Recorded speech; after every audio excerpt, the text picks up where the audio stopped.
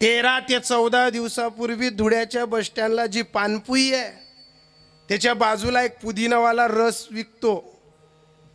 43 दिवसापासून मालेगावच्या एका तलाठीचा बाप भीक मागत होता बस स्टँडवर. याच धुळ्यामध्ये जर पोरगात तलाठी असेल आणि बाप भीक मागत असेल, त्यांना 10 बंगला होतील, काय चेटांना आहेत का त्या? 15 दिवसापूर्वी सारंगखेड्याच्या ब्रिजवरती 85 वर्षीच्या म्हातारीने आत्महत्या केली. का आत्महत्या केली? तिच्या नवऱ्यानं 10 वर्ष सरपंच पद भोगलं. त्या बाईनं माणूस गेल्यानंतर 5 वर्ष सरपंच पद भोगलं आणि त्या बाईला आत्महत्या करायची वेळ आली. आम्ही खेतिया पानसमलला कीर्तनला जात असताना बापू गाडी थांबवली तर तेव्हा किरणने ते प्रेत वरती काढलं जात होतं आणि दुसऱ्या दिवशी पेपरला बातमी आली होती की सारंगखेडा ब्रिजवरती 85 वर्षाच्या म्हातारीने आत्महत्या का केली.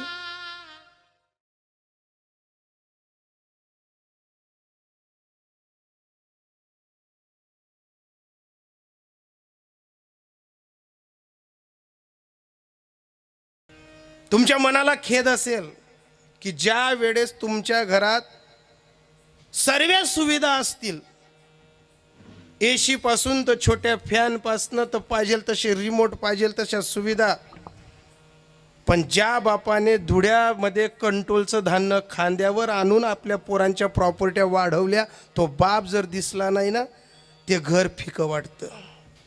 हे काय आज सर्व तुम्ही धुळ्यांमध्ये राहता त्या तुमच्या जीवावर प्रॉपर्ट्या वाढल्या गेल्या नाहीत. हे तुमचे जे पगार वाढलेत, तुम्हाला आता वाटतं आमना जीवर कमावं, आमना जीवर कमावं, पण ज्या बापनी दाढी करताना सुद्धा साबण लावानी पोरे शिकाडताना बनेन 17 ठिकाणी फाटेल घाला, त्या बापना जीवर या प्रॉपर्ट्या लिवायण्यात. 13 ते 14 दिवसापूर्वी धुळ्याच्या बस स्टँडला जी पानपुई आहे त्याच्या बाजूला एक पुदिनावाला रस विकतो. 43 दिवसापासून मालेगावच्या एका तलाठीचा बाप भीक मागत होता बस स्टँडवर. याच धुळ्यामध्ये जर पोरगात तलाठी असेल आणि बाप भीक मागत असेल, त्यांना 10 बंगला होतील, काय चेटांना आहेत का त्या? एक बाप सहन होत नाही. ज्या दिवशी आमच्या वंदे मातरम संघटनेने मातोश्री वृद्धाश्रमला त्या बाबांना पाठवलं, तर त्या बाबांना ज्या वेळेस मी भेटलो तर त्या बाबांना विचारलं, म्हटलं बाबा पोरगा पैसे कमवणार आहे तुमचा, जर तो ठरवता तर एक माणूस तुम्हासाठी रोजेला येतात 10,000 15,000 रुपये महिना ना, की फक्त आमना बापवर ध्यान ठेव बा. का तुम्हाला बस स्टँडवर भीक मागावी लागली? त्या म्हाताऱ्याने फक्त एकच उत्तर दिलं की बाबा, मी मुलाला शिकवत असताना माझ्या डोक्यात एकच होतं, माझा पोरगा अधिकारी झाला पाहिजे, माझा पोरगा मोठ्या हुद्द्यावर गेला पाहिजे. मी त्याला शिक्षण देता देता कधी काका समजाडत नाही ना, कधी फुई समजाडी नाही, कधी आत्याना घरली घेऊ नये. मी त्याला कधी आत्याच्या घरी घेऊन गेलो नाही. मी रविवार शनिवारने सुट्टी मग कधी भाऊसना घरली घेऊन नाही, त्याला भाऊबंदकी समजाडी नाही.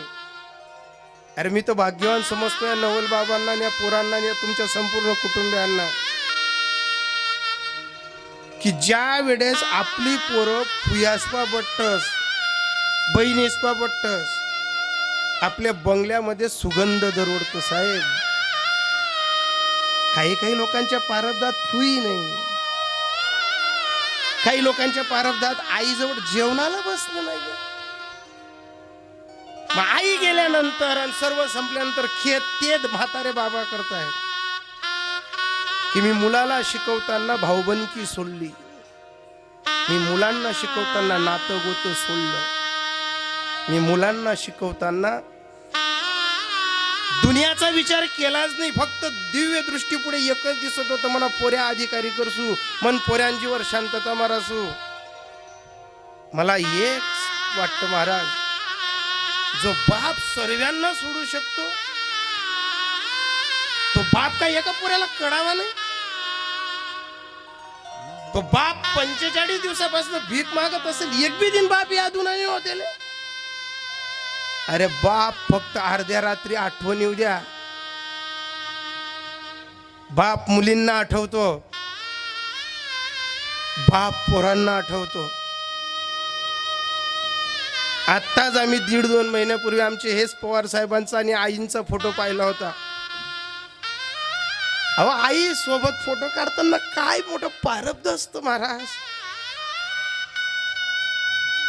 आम्ही मोटरसायकलवर कीर्तनांना फिरायचो.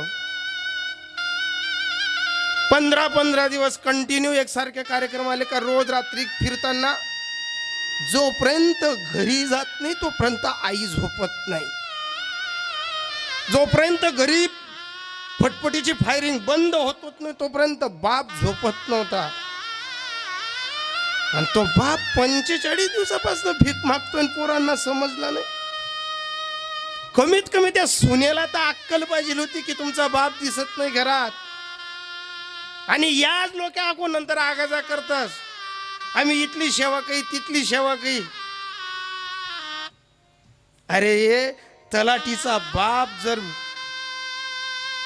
वृद्ध आश्रम मध्ये आपला पस्तावा काढत असेल की मी माझ्या मुलासाठी सर्व विश्वावर पाणी फिरवलं, त्या बापाने मुलगा शिकवला, त्याला अधिकारी केला, पण त्याला बाप कळाला नाही. आज दीपक दादा असू द्या का दगडू दादा असू द्या, या मोठ्या कुटुंबात बाप गेल्यानंतर ही माणसं बापाचं प्रथम पुण्यतिथीचा कार्यक्रम करतायत. केवढा मोठा खेद गाडून टाकला महाराज. एकच सूत्र केलं, म्हणून या म्हणी मानू नये खेदू.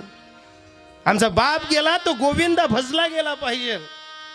आमचा बाप आम्हाला 1 वर्षापासून सोडून गेला तर त्याच्या नावाने नामचिंतन झालं पाहिजे.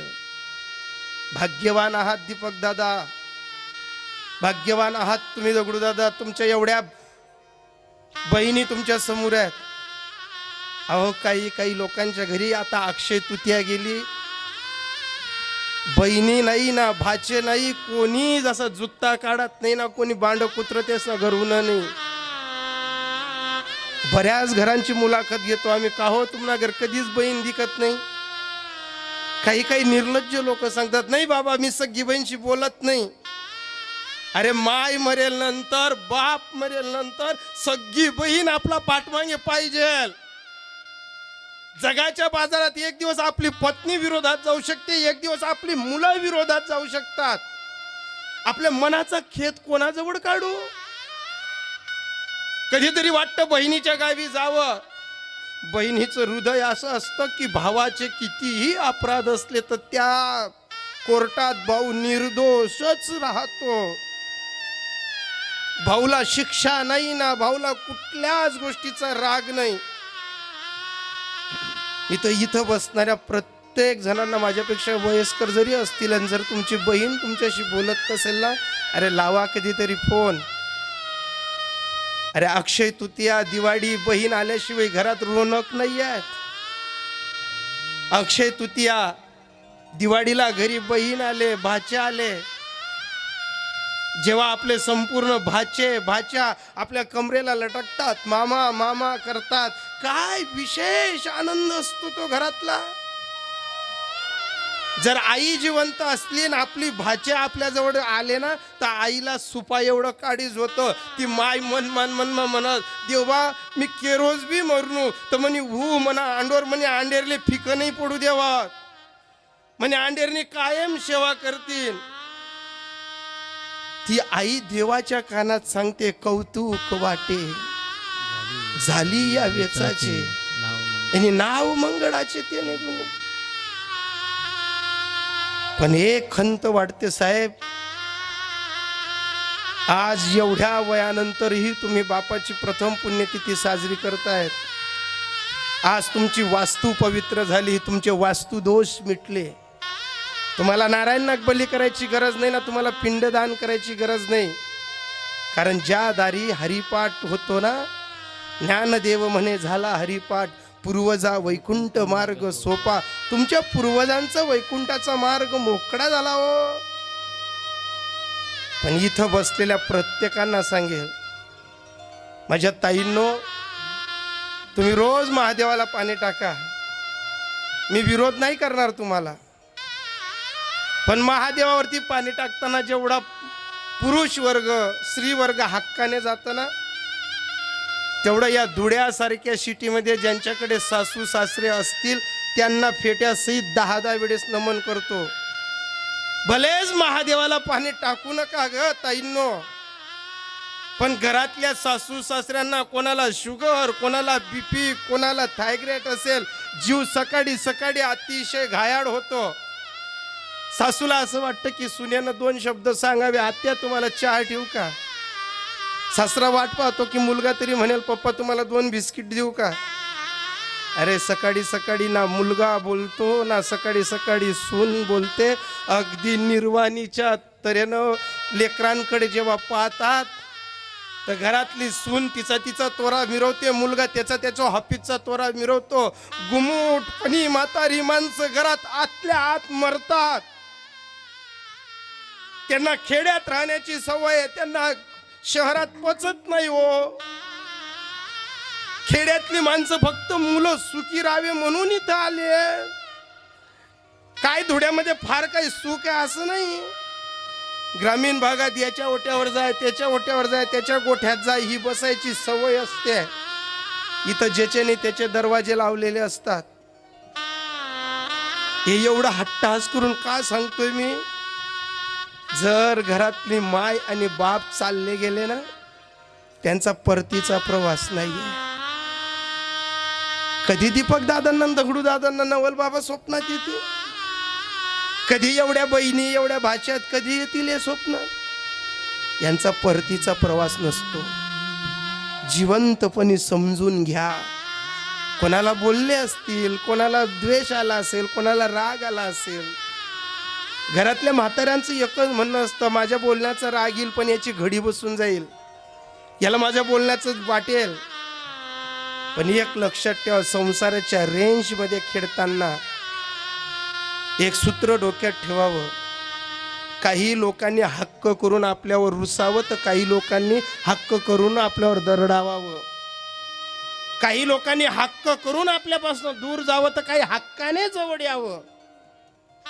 हा नियतीचा खेळ आहे हो. याच्यात बदल नाही होत. फक्त प्रारब्धाला दोष द्यावं आणि रुसावे.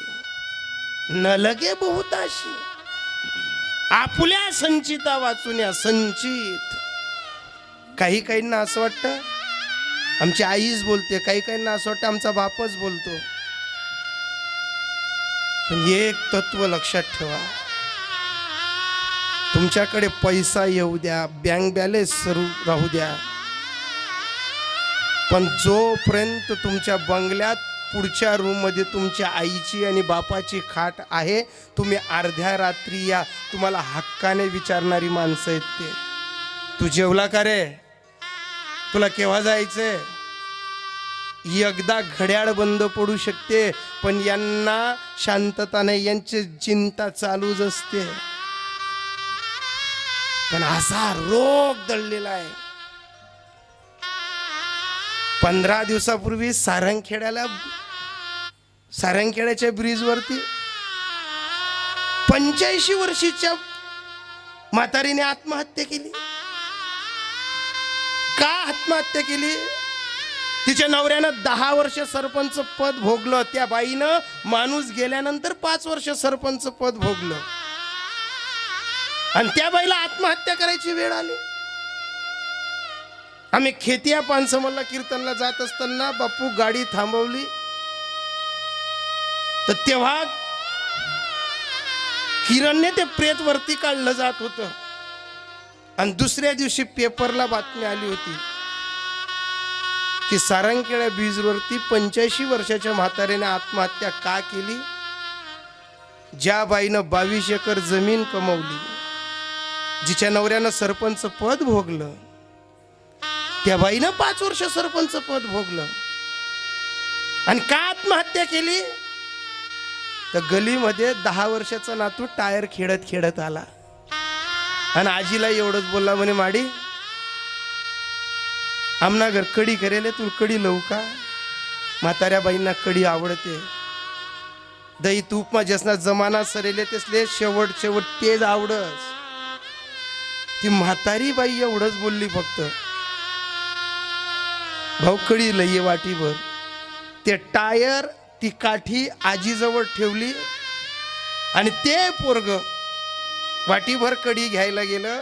कडी वाटीभर आणले, असं चौकात घर होता, अंगणात उतरलं आणि त्याची आई कुठंतरी कुरडाई पापडांची पडजी करायला गेलेली होती.